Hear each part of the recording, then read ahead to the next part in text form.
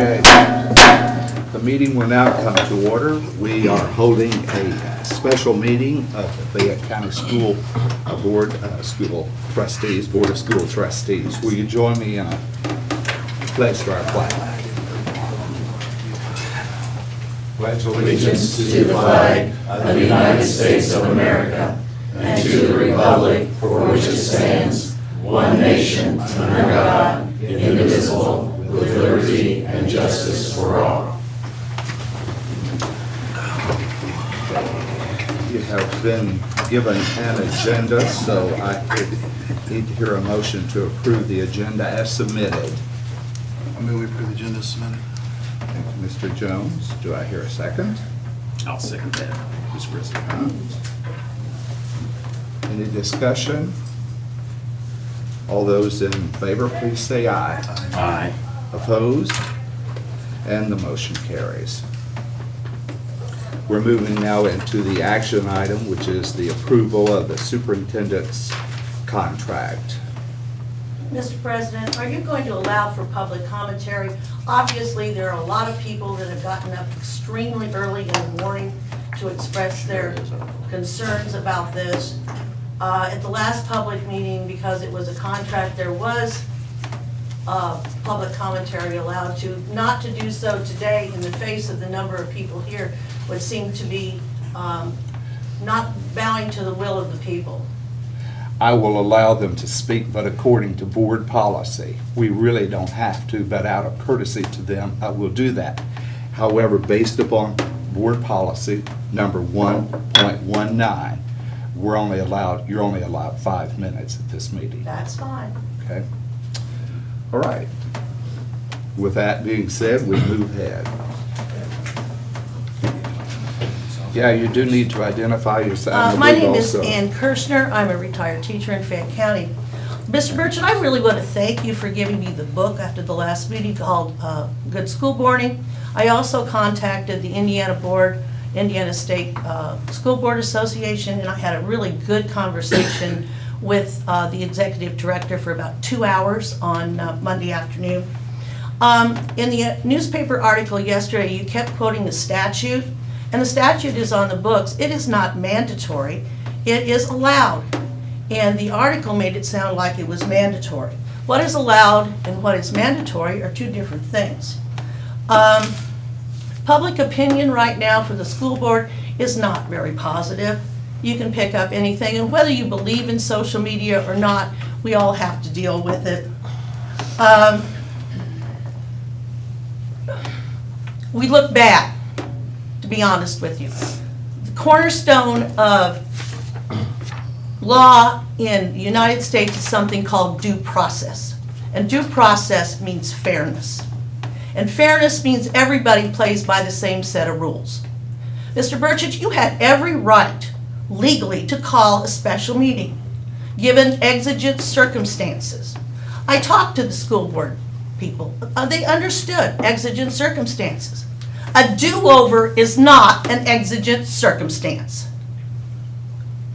When I talked to the school board association, he said it was a 3-3 tie. It should have been left till the next meeting, unless there's a special meeting called for exigent circumstances. How is this exigent circumstances? It could have easily been done at the January meeting. And you and I both know, everybody knows, the only difference would have been probably the vote. This is an insult to the people of Fayette County. It's an insult to these people sitting back here. To allow this to go through. There are no exigent circumstances. The law does not mandate it. It's something that you chose to do. One of the things I read in the book about good school boarding and heard from the man at the School Board Association was that is what we're supposed to do. And it shall be the responsibility of the school board member always to think of the children first. I ask you, is allowing Dr. Hodges a new contract when he already has one in place, when he is paid adequately compared to other people around, in the best interest of the children of Fayette County? I don't think so, and I don't think these people sitting here think so either. And I think a lot of the citizenry of Fayette County doesn't think so either. The board is to be responsive to the children and to the citizens. I read that in your book, Mr. Burchett. How are you being responsible to either by allowing this to happen at this time? Wait a month. 30 days is not going to make a bit of difference, but it is certainly going to make a bit of difference in how the school board standing is in this community. Thank you. Thank you. Does anybody else wish to speak? You need to please give us your name and your address, please. My name is Sandra Felix, and I live at 916 Vine Street. And I don't usually get up and speak at meetings. I very seldom even go to meetings, unfortunately. However, this just seems so unnecessary, so ethically wrong to call a special meeting to deal with something that should be dealt with properly at the next board meeting. And from many of the people that I have talked to, it does make this board look very shady. It's not illegal, it's just very shady looking. And I'm very sorry about that. Thank you. Thank you. Anyone else? Sure. I'm David Burks, it's 2309 Lincoln Avenue here in Connersville. I've been a citizen here since I moved here to start teaching 23 years ago and retired last June. I have with me a summary of a study by the Brown Center of Education Policy at Brookings in Washington, D.C. There's some information here that I'd like to read to you briefly about whether or not a school superintendent has that very strong an impact on students. And here's what this study found out, and all the details are here and you're free to copy it.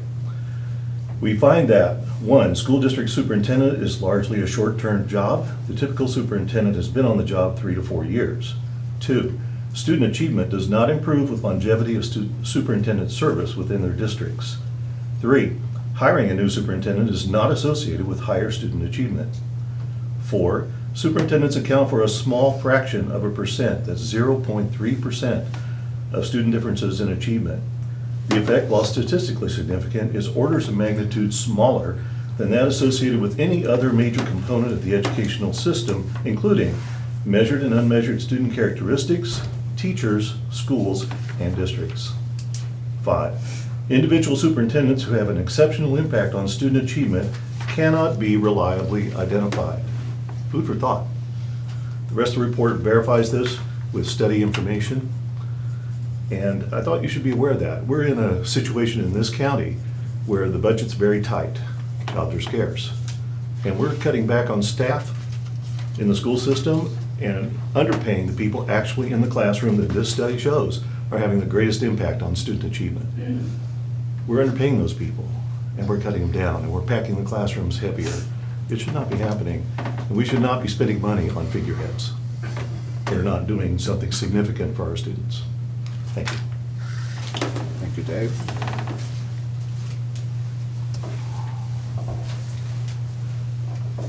Anyone else? Okay with that, then Mr. we'll Burke. move on. Mr. President. Yes. Yes, my name's Ed Harrell. I live at 5880 West Coltrane Hill Road. I'm chairman of the Local Affairs Committee for the Fayette County Farm Bureau. And on behalf of that organization this morning, I would request that the board consider yielding to the requests of these folks that have come here today. Thank you. Thank you.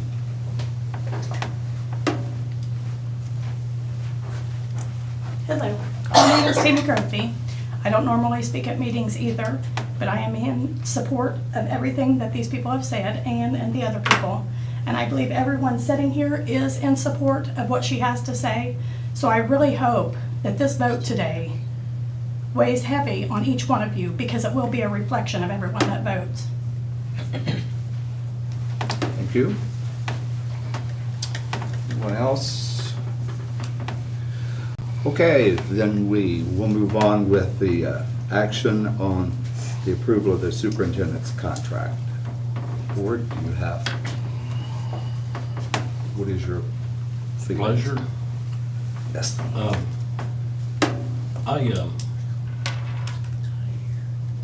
I feel like that this whole process has been sensationalized. And I'm not comfortable with that, and I don't think anybody in this room is comfortable with that. And the sensationalization of this meeting doesn't do students any good either. I would point out that our school corporation was recently rated A by the state of Indiana. None of our buildings, all of our buildings are rated A or B, and our students are performing better than they ever have. And perhaps that doesn't jive with some of the information that's been presented here this morning. I don't know, but all I know is what our corporation has done. I'm proud of our corporation. I'm proud of all the people in our corporation, all the teachers, the staff that we have. I think in spite of everything that's happened in this county, we're doing a tremendous job. And I feel like that it's only fair. You want to talk about fairness. We gave everyone else a 2% raise, and it just so happens that Dr. Hodges' raise is right in line with everybody else's. And excuse me. And again, this process hasn't helped students. At this point, I would invite my fellow board members to raise above all this noise and support the recommendation of the Finance Committee and approve the superintendent's contract. Making that in the form of a motion. Yes, sir. Okay, the motion has been made to approve the superintendent's contract. Do I hear a second? Second. Okay, Mr. Jones. Any other discussion? Okay, all of those in favor, please raise your right hand. Okay, opposed? Okay, the motion carries.